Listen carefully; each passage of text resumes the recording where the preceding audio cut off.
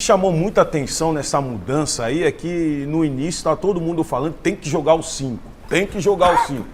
E nesse jogo nós vemos que ele deixa o Renato Augusto no banco e coloca um meio de campo com o Duqueiroz e Maicon, que dá mais sustentabilidade para a equipe. Ou seja, não tem que jogar o 5. Não tem que jogar, não dá, já é provado que não dá para jogar os 5 juntos. Até porque não dá para você jogar com o Juliano na ala direita, não é um jogador que joga naquele setor.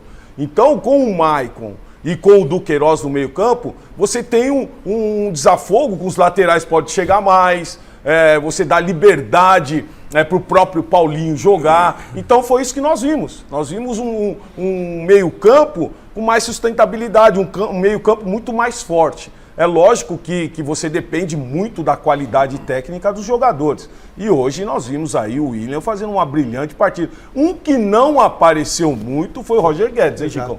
Olha, eu estou acompanhando aqui, nós não temos vestiário aí para mostrar. E aconteceu batalhando, né? Talvez a gente tenha. Talvez a gente tenha, mas eu vou adiantar, lendo aqui o Gazeta Esportiva. Por exemplo, o Paulinho disse que mexeram com o emocional deles, né? Todos os acontecimentos e ameaças de morte que tiveram, né? E eles foram para campo a fim de ganhar mesmo. Foram para campo para calar a boca de quem estava tentando criar um ambiente ruim dentro do clube. E o Cássio deu uma declaração que eu acho muito importante. Ele disse o seguinte: eu jamais deixaria o Corinthians na mão. Quer dizer, muita gente... Na sexta-feira surgiu um boato, a 1h da tarde mais ou menos, que o Cássio estava reunido, né, com a diretoria e mais alguns advogados. Que a esposa dele postou que gostaria que ele saísse por uma questão exatamente. De segurança. Mas eles segundo, depois negaram tudo, mas deve ter havido uma reunião sim. E o Cássio ficou no Corinthians. E todos eles estão se colocando nesse sentido. Inclusive o Paulinho agradeceu a pronta atuação da polícia, né, que localizaram 7 perfis já, né, de caras que ameaçaram. Só não acharam o cara do áudio. O cara do áudio ainda não acharam. Mas estão na captura. Ao vivo no Gazeta Esportiva, o Thiago Saratá estava lá na delegacia, os caras prestando depoimento.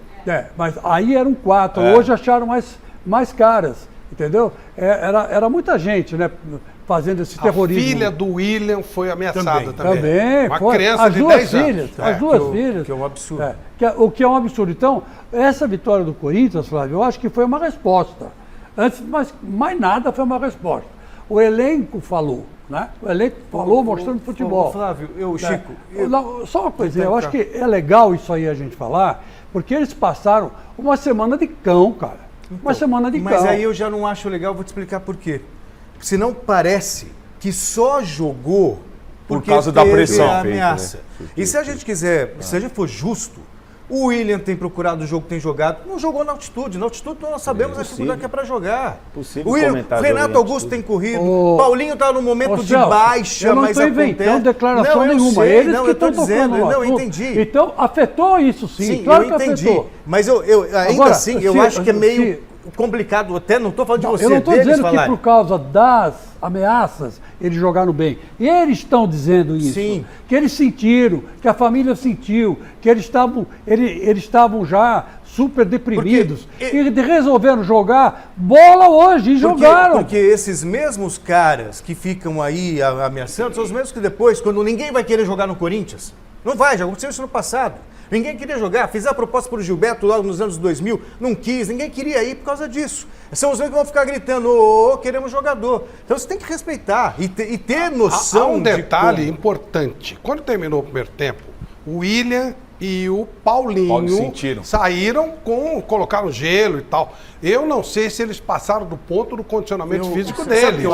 Mas aí vem até emocional, né, Flávio? Vem até emocional. Com tudo que passaram na semana. O Corinthians joga quarta-feira com o Deportivo Cali. Se ele perder esse jogo, emocional é muito grande. Se ele perder esse jogo, ele está fora da Libertadores com 2 rodadas. Ele perdeu lá na altitude. Aí é que eu quero entrar. Eu acho que o Renato Augusto não entrou no jogo hoje porque o Vitor Pereira está pensando no jogo de quarta-feira. Vamos ouvir o Rogério Ceni. A gente já volta a falar do Corinthians, mas claro. Declaração muito importante, indo de encontro àquilo que eu disse, foi uma resposta deles em campo. Tanto é verdade que ele diz o seguinte: a cobrança feita dentro do respeito é importante para mim e para eles, no caso, jogadores. Percebemos que não podemos baixar nosso nível. Representamos muita gente, e muita gente pobre, que para ir ao estádio poupa na semana, gente que falta comida na mesa para ir ao estádio. Conversamos nesse sentido. Deus nos abençoou a fazer o que gostamos e somos bem pagos para isso. Não podemos esquecer que representamos muita gente, muitos milhões, gente pobre. Esse é o espírito do campo. Aí depois ele completou. O resto temos que criticar. Não se pode criticar família, ameaçar mulheres, filhos, aí já é perder completamente a razão. É uma coisa que eu espero que nunca mais volte a acontecer. Tivemos uma conversa sobre esse assunto, percebemos que temos que focar no trabalho, no que controlamos e deixar para as pessoas competentes que resolverem esses excessos. E finaliza dizendo o seguinte, temos que merecer o apoio da torcida. O resto é com a polícia. Ô Edmilson, o que isso, em algum momento, torcida em CT, essa coisa, isso ajuda em algum momento, você entende assim, ou não? Eu acho que a única profissão que o cara invade para agredir, para cobrar, o que teve hoje lá, essa semana no Flamengo, foi lamentável. Isso só acontece, só vai mudar isso aí se tiver uma atitude dos artistas que entram em campo, que são os jogadores. Para uma rodada do Brasileiro aí para ver. Né? Então, boa parte disso também, Flávio, eu acho assim, quando existe uma crise dentro de um setor do futebol, todo mundo tem um pouquinho de culpa, vamos dizer assim, responsabilidade. Nós que às vezes comentamos também um jogo como o do Corinthians, o Corinthians não jogou nada lá, mas quem jogou na Bolívia sabe a dificuldade de jogar lá. É insuportável, você não consegue jogar lá, é difícil. Ah, mas os caras foram medonhos. É medonho jogar lá. Agora, a partir do que está acontecendo no Flamengo, no São Paulo, no Palmeiras, sempre que tem um jogo ruim, 2 jogos assim, cai a pressão, os caras vão lá querer cobrar. E presidentes e gestores mal preparados abrem a porta para esses bandidos. Porque esse aí não é o verdadeiro torcedor corintiano, não é o verdadeiro torcedor do Flamengo. São gangues montadas para poder ameaçar a família do jogador. Então, para mim, só vai mudar se o artista, que é o jogador, se unir e falar assim, não vão entrar mais em campo. Pior, Edmilson, muitas vezes eles abrem o portão com interesses que vão além do clube. Interesses políticos, interesse de se manter no poder, de fazer média com o torcedor. E o que o Sérgio tem a dizer sobre isso? Eu já vivi algumas situações parecidas com essa, de pressão do torcedor. E nunca resolveu nada. Eu concordo com o Edmilson que os atletas precisam tomar uma atitude para que pare o campeonato. Porque daqui um pouco isso está sendo recorrente. A gente vai virar tragédia isso aí, né? Estão esperando isso acontecer. O profissional, ele é um ser humano. E como o Edmilson falou, eu concordo. O futebol é a única coisa que se permite alguém entrar dentro do seu local de trabalho para ser cobrado. Então precisa se tomar uma atitude para que alguém tome uma atitude para que isso não aconteça, porque daqui a pouco vai acontecer o pior. Nós estamos falando do Corinthians e o Flamengo, mas se voltarmos anos atrás, isso já vem acontecendo. Na minha época de Corinthians, jogando no próprio Canindé, Corinthians e Atlético Mineiro. Ficamos lá das 7 horas até meia-noite, porque não conseguia sair, porque o torcedor estava esperando. Aí eu me transfiro para Roma. Falei, acabou esse negócio de reunião com o torcedor. Acabou. Aí perdemos 3 derby. Pularam em cima do meu carro. No dia seguinte, reunião com o torcedor. Tem que acabar mesmo. Isso daí não é um absurdo, não tem mais tempo para essas coisas. Mas, ô Flávio, você... Pereira tem uma outra visão, hein? Só para dizer que... Eu acho que ele fez média.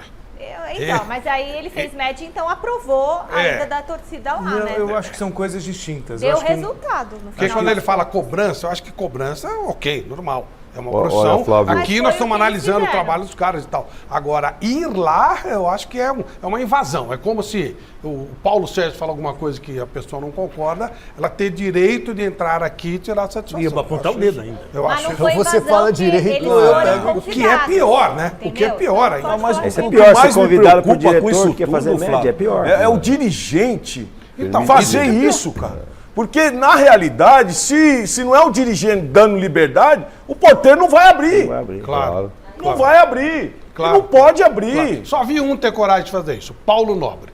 Por isso, talvez, o maior dirigente que a gente teve no Brasil. E um técnico que eu vi ir para a torcida no Parque São Jorge, Mário Sérgio Pontes de Paiva, encarou a Gaviões, mandou a Gaviões pro Raio Esparta e continuou tocando o barco com aquilo que ele tinha na mão. Fazer, né? E também, Flávio, é lamentável, aconteceu, tava pegando fogo lá no Ninho do Urubu, aí o Abel vai lá e dá... E fala, Depois se desculpou, ele pisou, mas depois mas pisou. uma experiência dessa não pode fazer isso. Mas eu acredito, Edmilson, Flávio, só uma que coisinha. o Abel não... Temos que seguir aqui. 8 minutos de jogo hoje no Maracanã.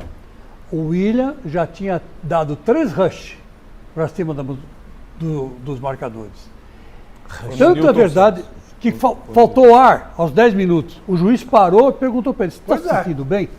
Pois é.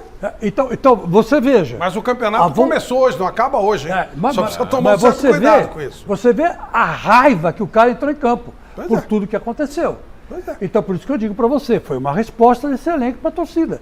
E eu acho que a resposta foi bem aceita e os bandidos já foram detectados, presos, e agora mais outros que continuarem nessas ameaças serão presos também.